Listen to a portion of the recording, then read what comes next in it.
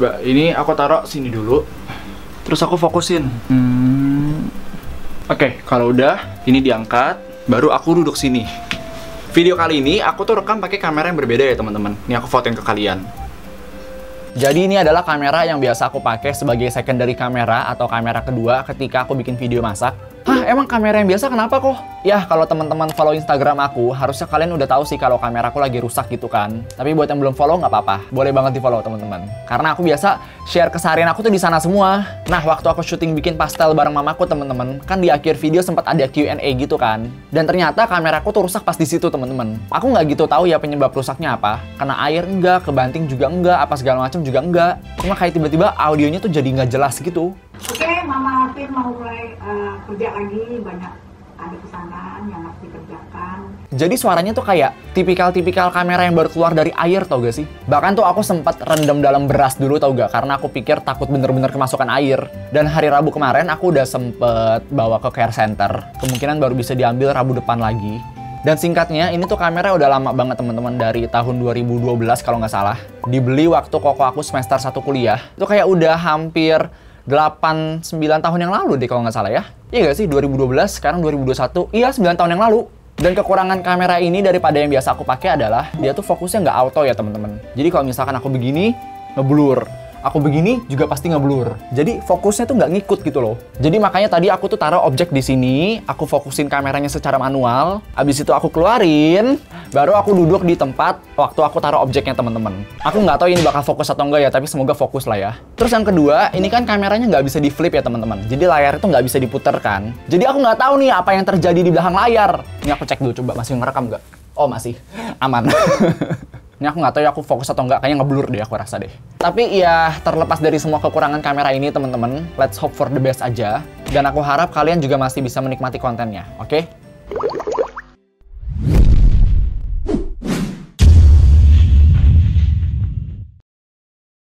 Hai teman-teman, nama aku Arvin.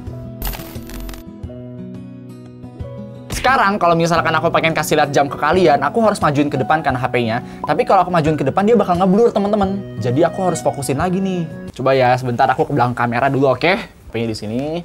Fokusnya ubah lagi. Oke teman-teman, jadi sekarang udah jam 14.33. Oke, terus aku harus taruh ini lagi di sini. Fokusin lagi. Baru aku di sini. Ya, seribet itu.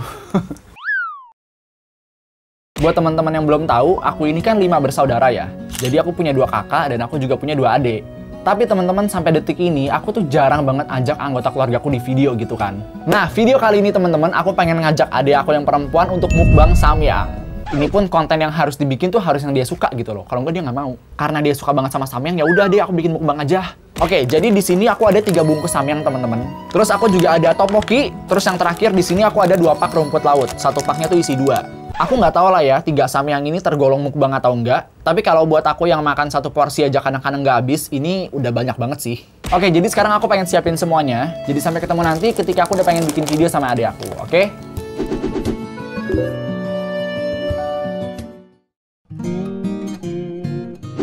Oke teman-teman, jadi sekarang aku dan adik aku pengen masak samyang dan tteokbokkinya. Ini tteokbokkinya kecil banget seriusan deh teman-teman. Aku pikir bungkusnya segede gini dia tuh bakal penuh gitu kan, ternyata enggak dong. Ya udahlah ya. Dan di sini kita pakai nampan beling yang agak gede teman-teman supaya lebih berasa vibes mukbangnya gitu loh. Oke, ayo kita masak.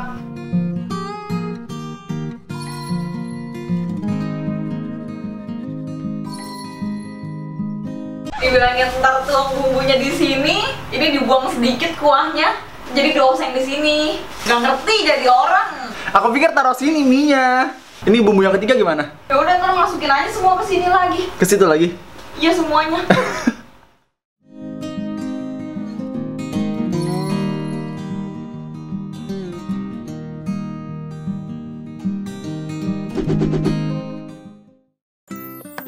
Oke teman-teman, jadi sekarang aku udah sama adik aku. Nah di sini udah ada samyangnya teman-teman. Terus di sini juga ada tteokbokkinya. Ini nggak kita campurin karena saus dari tteokbokkinya itu manis banget. Ini samyangnya udah keburu adem teman-teman gara-gara kita kelamaan. Selamat makan.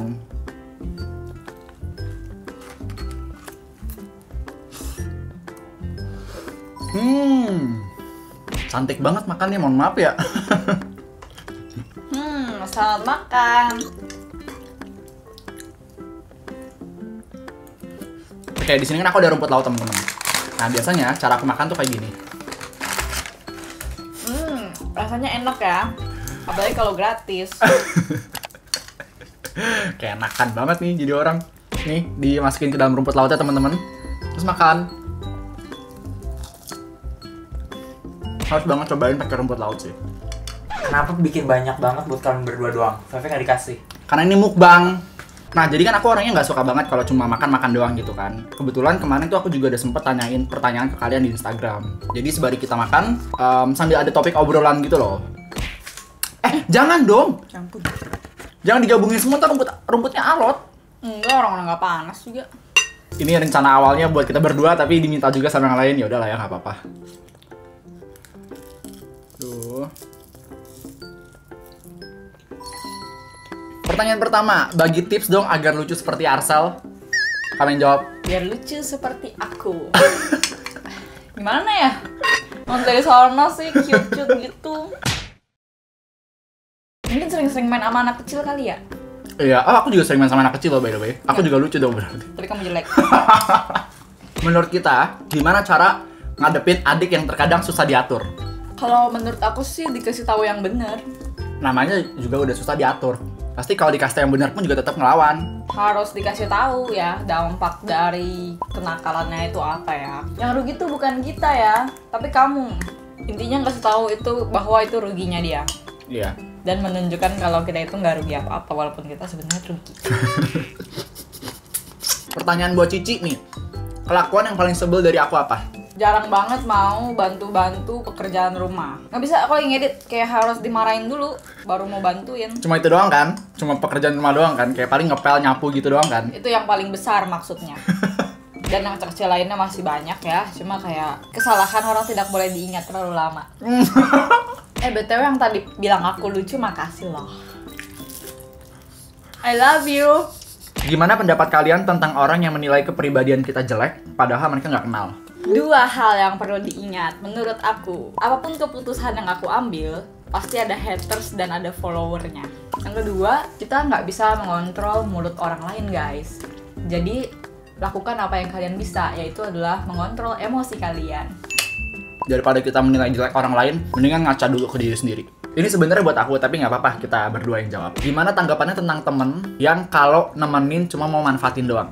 Kalau aku secara pribadi, kalau aku ada orang yang kayak gitu, aku kayak oh ya udah gitu. Jadi cukup seadanya aja. Kalau menurut aku, sebenarnya manusia itu datang ketika ada maunya itu wajar. Gimana kalian nanggepinnya aja. Nah, terus tapi kalau misalnya dia tuh kayak udah keterlaluan, misalnya kayak minjem duit terus kabur atau apa segala macam, pokoknya yang berlebihan gitu deh. Kalian bisa bedain lah ya yang wajar sama yang enggak. Bikin batasan aja. Misal kayak dia minta bantuan, kalian masih bisa bantu ya bantu. Kalau enggak ya udah nggak usah di-effortin banget gitu loh. Dan kalau menurut aku yang nggak kalah penting tuh komunikasi sih. Jadi selama masih ada komunikasi itu masih nggak masalah. Beda sama orang yang misalkan nih chat kita udah nggak dibalas sekitar 1 minggu, 2 minggu atau bahkan lebih gitu kan. Terus tahu-tahu ketika dia butuh bantuan dia chat kita. Itu aku paling nggak suka sama orang kayak gitu sih. Bener-bener kelihatan banget datang pas ada maunya. Tapi giliran kita lagi butuh bantuan dia atau mungkin kita pengen sekedar ngobrol sama dia tuh kayak nggak mau menanggapi. Bener kata adik aku, ngebatasin juga seberapa banyak hal yang bisa kita bantu sama dia. Kalau misalkan kita udah sadar kita bakal dimanfaatin. Kalau menurut aku begitu sih. Hampir habis temennya.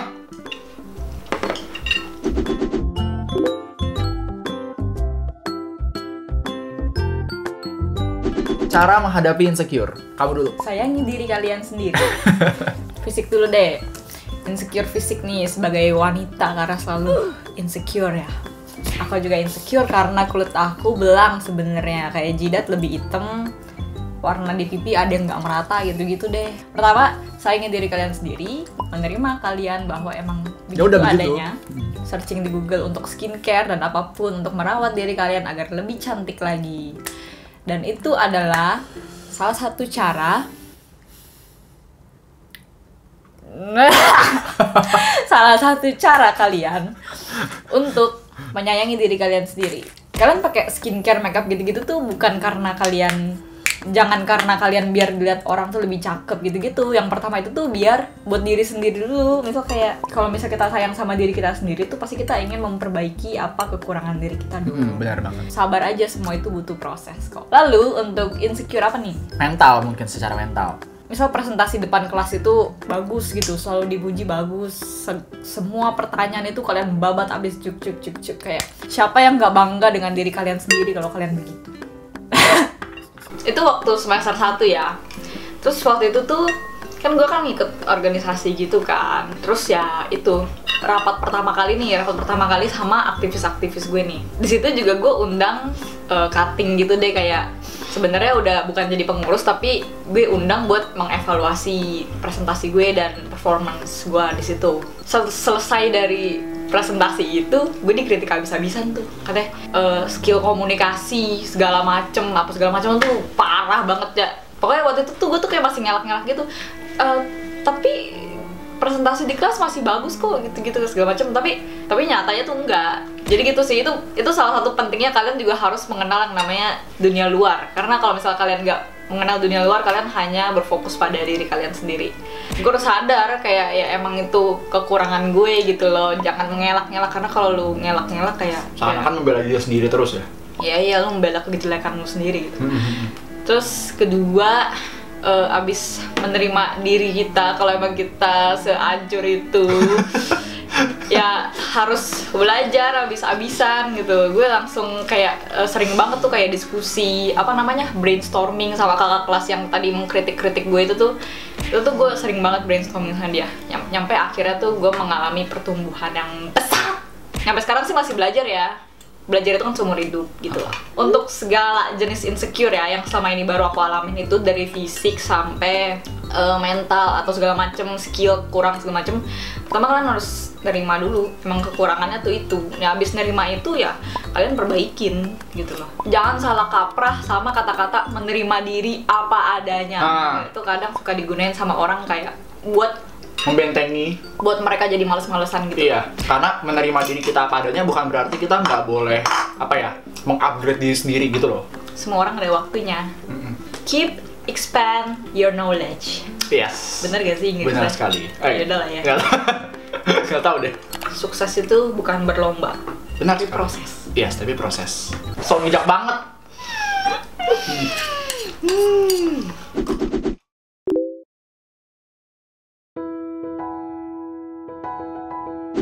Oke teman-teman, jadi aku rasa segitu aja buat video kali ini. Terima kasih banyak buat yang udah nonton sampai akhir, dan semoga bisa menghibur, bisa bermanfaat juga dari apa yang kita bicarain.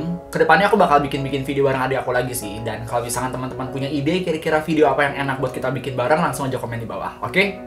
Nama aku Arvin Hidayat, dan sampai ketemu di video berikutnya. Bye-bye!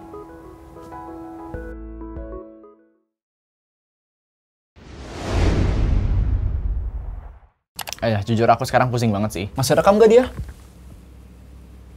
Oke, masih rekam. Ini aku nggak tahu apakah aku di tengah atau enggak, terus kepalaku kepotong atau enggak gitu kan, aku nggak tahu karena aku nggak bisa ngeliat. Ini sebenarnya kayak flashback sih, masa-masa dimana aku belum punya kamera, aku belum punya apa-apa gitu kan. Waktu awal-awal aku belajar main video, kameraku cuma ini doang. Dan dulu aku ngelakuin hal yang sama seperti yang sekarang aku lakuin, teman-teman. Dan kamera ini tuh bakal berhenti recording setiap 12 menit sekali, teman-teman. Jadi tadi aku ngecek barusan gitu kan, berhenti. Untung aku belum ngecek panjang lebar. Udah rekam belum? Oke, udah rekam. Aku harus ngecekin terus, kalau nggak ntar takutnya belum ngerekam dia.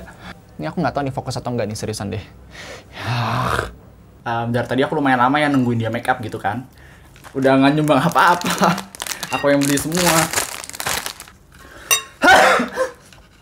Jangan fokus makan dulu, ngomong kek, apa kek?